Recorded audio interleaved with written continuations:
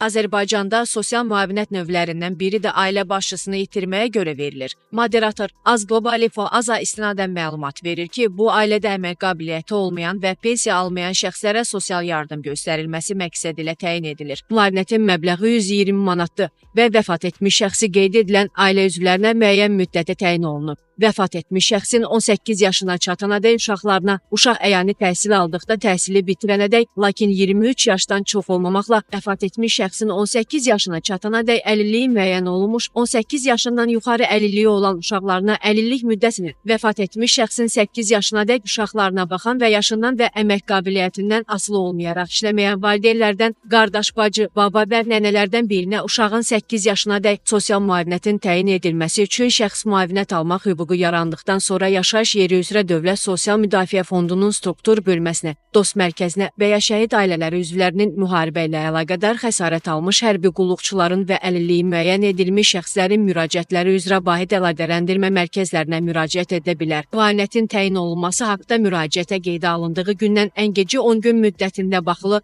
və müvafiq qərar qəbul edilir. İmtina barədə qərar qəbul edildikdə isə 5 gün müddətində səbəblər göstərilməklə müraciət edən şəxsə rəsmi məlumat verilir. Həmçinin şəxsin bu qərardan inzibati qaydada yuxarı səlahiyyətli orqana, vəzifəli şəxsə və məhkəməyə şikayət etmək hüququ var. Əlavə edək ki, sosial müavinətlər onu almaq hüququ olduğu təqdirdə ən çoxu müraciət edildiyi tarixdən əvvəlki 3 il üçün ödənilir.